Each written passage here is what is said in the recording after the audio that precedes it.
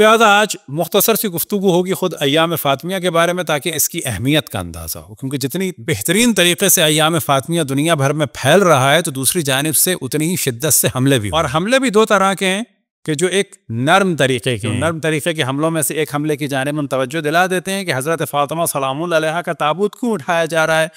وہ تو رات کو اٹھایا گیا تھا تاکہ کوئی نامحرم شریک نہ ہو۔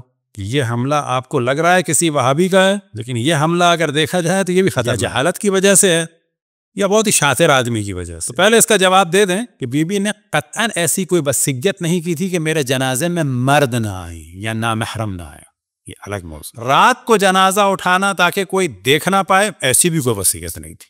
اب دیکھیں ان کی وصیت کو بھی پلٹ دیا گیا۔ ان کی وصیت تھی ان شیاطین کے بارے میں کہ وہ نہ آئے، ان کی وصیت تھی ان شیاطین کو کی سازشوں پر پانی پھیرنے کے لیے کہ مجھے رات کو دفن کیا جائے۔ وَإِلَّا کیا بی بی خود بات کہیں کہ عجیب بات لگتا ہے، کیا خود بی بی نجران والوں کے ساتھ جب مباہلہ ہوا تو باہر گئی تھی کہ نہیں گئی؟ اس کا بھی انکار کیا جائے گا۔ خود بی بی کے جنازے میں اصحاب خاص سے مولا امیر المومنین کہ جن کی تعداد عموماً 7 بتائی جاتی ہے، وہ شریک کس نے کہا کہ ان کے جنازے میں نامحرم شریک نہیں ہو سکتے؟ نا، ان کے اصل جنازے میں نامحرم شریک نہیں ہے۔ جب ان کے اصل جنازے میں نامحرم شریک ہوئے ہیں اور جو پردے کا حکم ہے، کیا مباہلہ میں اس حکم کی مخالفت ہوئی تھی؟ کیا جتنا جسم چھپانے کا حکم تھا اتنا جسم چھپایا گیا؟ کیا اللہ سبحانہ و تعالیٰ کا کوئی ایسا حکم تھا کہ ایک پردے دار خاتون کے اوپر کوئی خیمہ رکھ دیا جائے تاکہ کوئی ان کو پردے میں بھی نہ دیکھے؟ نو، ایسا کوئی حکم نہیں۔ لہذا جب مباہلے میں گئی تو کیا لوگوں نے نہیں اندازہ لگایا کہ 4 مرد ہیں اور ایک خاتون ہے؟ قطعاً دیکھا لوگوں نے۔ تو بعض دفعہ تقدس کی راہ سے داخل ہوا جاتا ہے کہ جب ان کا جنازہ رات کو اٹھا اور انہوں نے وصیت کی تھی، ایسی کوئی وصیت نہیں کی تھی کہ جی نامحرم نہ ہے، نہ ایسی کوئی وصیت نہیں تھی۔ ان شیاطین کے لیے وصیت، ان دشمنان رسول آل رسول کے لیے وصیت، ان منافقین کے لیے وصیت تھی جنہوں نے اسلام کا لبادہ اڑا، اور رات کو یوں دفنایا گیا کہ لوگ نہ آئیں، لوگ سو رہے ہیں۔ کیوں؟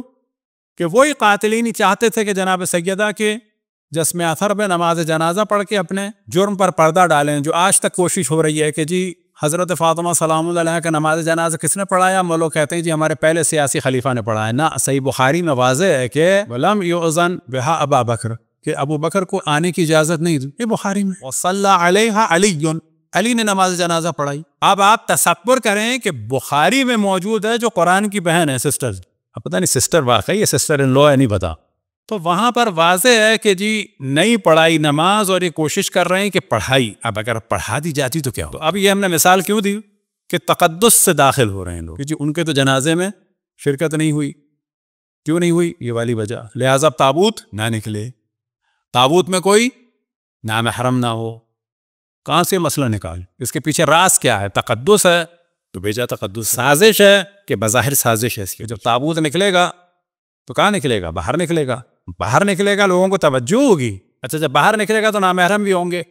اب روکنے کے لیے ایک طریقہ ہے کہ حملہ کیا جائے، ایک طریقہ ہے کہ تہمتیں لگائی جائیں، ایک یہ سافٹ طریقہ ہے کہ جس میں شیعہ ہی کہیں گے کہ ہم نہیں جا رہے جڑی اس میں۔ کیوں نہیں جا رہے؟ تو یہ دلیل دے دیں گے کہ بی بی نے تو منع کیا تھا کہ نامحرم نہ ہے۔ اچھا، اگر منع بھی کیا ہوتا تو اصل تابوت کے لیے کیا تھا، شبی سے کیا تعلق؟ شبی کا تو کوئی حکم نہیں ہے۔ حکم سے مراد یعنی بالکل برابر تو نہیں ہے، اس میں تو شک ہی کچھ نہیں ہے۔ جس چیز کی شبی بنائی جائے اس کا احترام ہے، لیکن آیا کہ دونوں کے دونوں برابر ہیں؟ برابر نہیں ہے، احترام ہے اور ممکن ہے برکتیں بھی ہوں۔ تو ایام فاطمیہ کے بارے میں توجہ رہے کہ پہلے بھی ہم توجہ دلاتے چلے آئے کہ جناب سیدہ سلام اللہ علیہا کے مصائب کو بیان کرنا شیعوں کا ہمیشہ سے خاصہ رہا۔ ائمہ علیہم السلام بیان فرماتے تھے، مصائب کی جانب توجہ دلاتے تھے۔